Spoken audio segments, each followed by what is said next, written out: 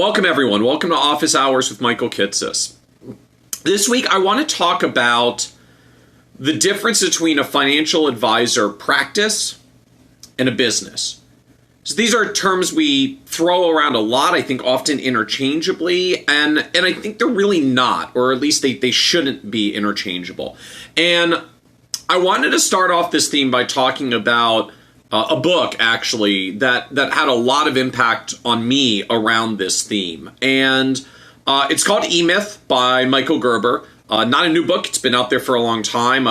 Many of you probably already read it. I see the thank you tap hearts on the screen. A lot of you have already read it. So the E-Myth is a book about entrepreneurs, and as the title kind of implies, this myth around not that many people are actually entrepreneurs. That's kind of the point and the theme of the book. And it tells the story with this hypothetical person named Sarah. And the idea of it, this left a huge impression on me. Sarah was a person who loved making pies. She was so good at making pies that her friends told her that she should sell them. So she decided to open up a pie shop. And as E-Myth picks up the story, the challenge in essence is that Sarah loved making pies and was really good at it and is now a completely miserable pie shop opener. Because it turns out while she was really good at making pies, she was not good at running a pie making business. And it's this key distinction. You can be really good at the job and not good at the business of building a business to do that thing that the job does. So in Sarah's context, operating a pie-making business means you have to handle hiring and managing employees and marketing and selling products and processing payments and handling the money and cash flows and lots of other business functions that Sarah didn't like doing or wasn't necessarily good at because she liked making pies. Gerber tells it, there's a difference between the technicians, the people who are very good at working in the business, doing the work of the business, versus actual entrepreneurs that own the business and do the work on the business. And I know a lot of us for this distinction between working in the business and working on the business, and ultimately any business owner is going to have some dynamic of both. But I thought this analogy holds very well for financial advisors. The fact that some of us really like being focused on doing the work of being a financial advisor. We like actually being a financial advisor, working with clients, interacting with clients, delivering our services, getting paid for them. Others, and frankly, it's I think a smaller subset of us, as kind of the E-Myth label implies, not a lot of people are truly focused as entrepreneurs. A small subset of us actually like building a business of delivering financial advice. And it's a key difference. Being in the business of being a financial advisor means you are delivering the financial advice. Building a financial advisor business is actually not about you delivering the financial advice. It's about you building a business where financial advice gets delivered, which means hiring financial advisors and other people to deliver the advice and people to market and sell the service and operations folks to execute it and everything that goes with operating all parts of a business.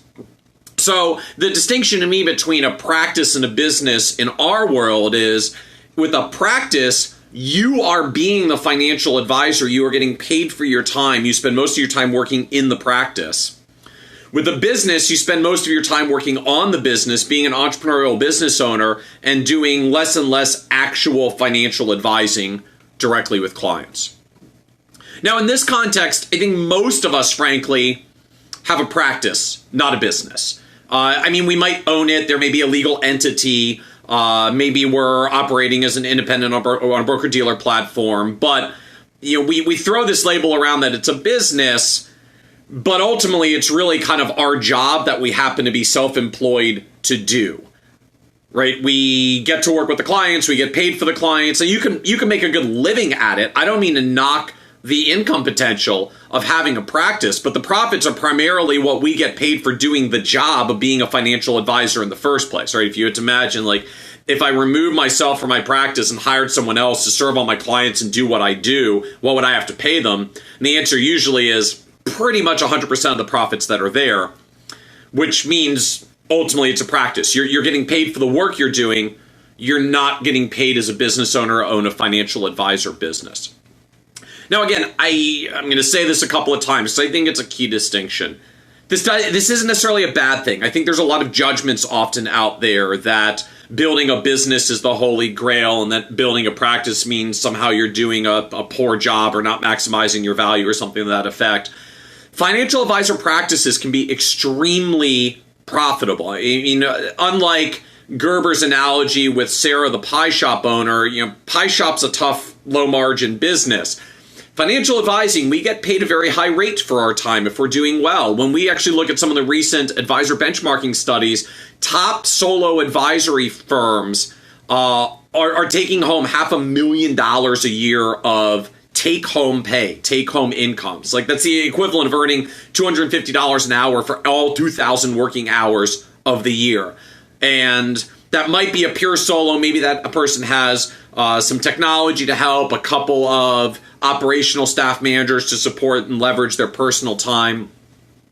It's still not what I'd call truly a business. If you remove the advisor from it and hired a replacement, you basically still have to pay them all the money and there would be no net profits. But you're still making $500,000 a year. And granted, not everybody gets to that point, but we see lots of financial advisors out there in the solo realm earning $100,000, $150,000, $250,000. This is 2 to 5 times the median household income in the U.S. These are big numbers. These are good numbers.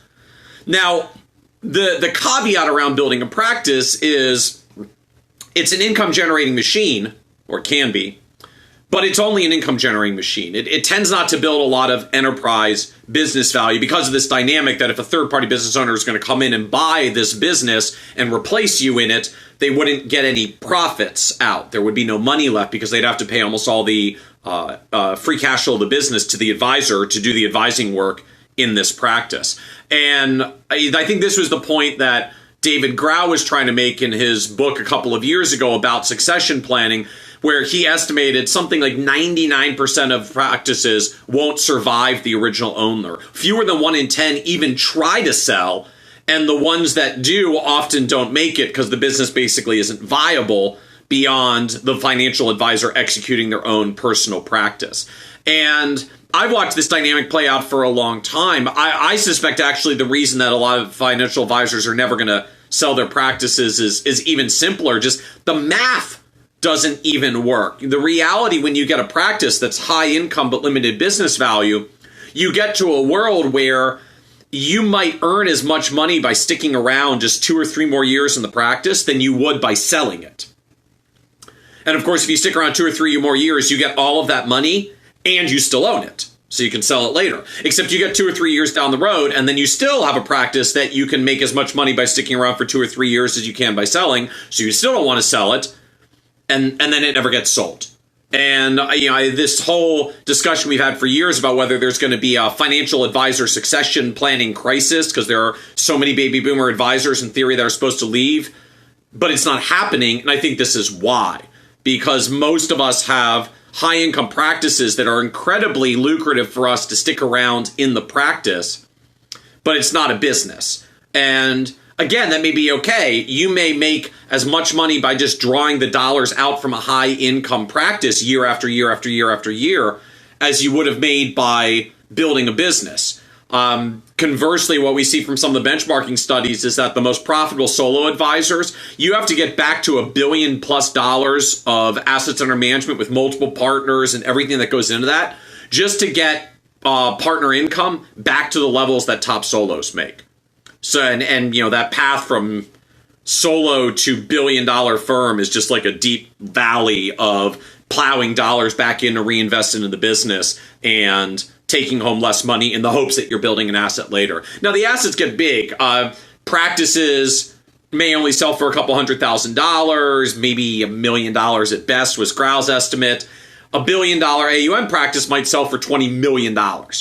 Granted, that may be spread across a couple partners, but may sell for $20 million. Rick Edelman's firm is $15 billion, closing in on $20 billion, and there's discussions that the last valuation round he had was that business was worth $800 million as a financial advisor practice. Granted, he's kind of the standout extreme, but you can build a huge amount of business value when you actually separate out being the financial advisor versus being in the business of delivering financial advice.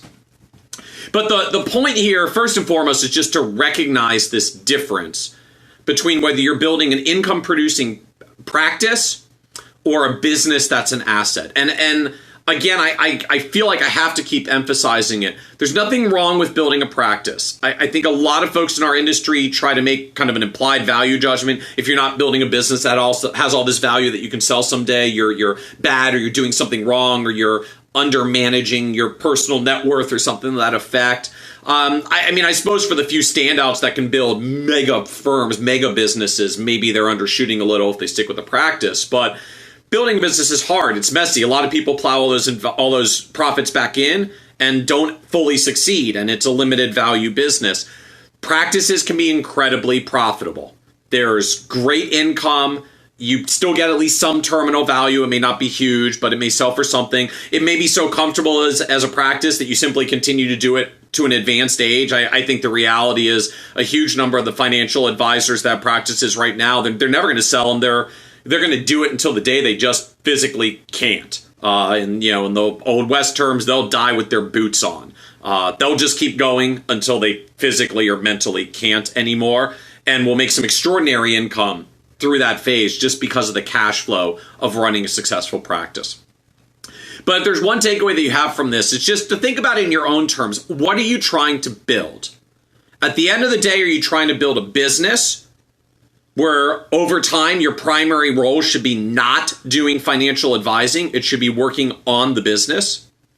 Or are you trying to build a successful practice where you want your primary focus to remain doing the financial advising and having the client relationships directly, and you're simply trying to leverage yourself to be as efficient as possible in building that practice? Because it's very different in terms of who you're going to hire, what you're going to do. Highly successful practices don't need partners. They don't build out huge staff infrastructures. You don't need to. If you're trying to build a business, you absolutely must. The question should always be, how much more revenue do we need so we can do our next hire and keep growing our business? So just recognize that difference. Think about it in terms of your own practice or business and what you're trying to build. And if you want more thinking about this, I really do recommend Michael Gerber's E-Myth. I found it really helpful for just framing some of my own thoughts and perspective around this. I read it actually many years ago. I was very early in coming to the world of financial advising, but found it so powerful. It's still with me. That Sarah the Pie Maker analogy is still with me because I think it really does translate well to our financial advisor world. So I hope that's helpful. Some food for thought this morning, just thinking about financial advisor practice versus business, what the difference is. This is Office Hours with Michael Kitces. Normally 1 p.m. East Coast time on Tuesdays. We were a little off on our timing this week because of my travel schedule again, but we'll be getting back to the normal schedule for the next couple of weeks here. So hope this was helpful. Thanks for joining us. Have a great day, everyone.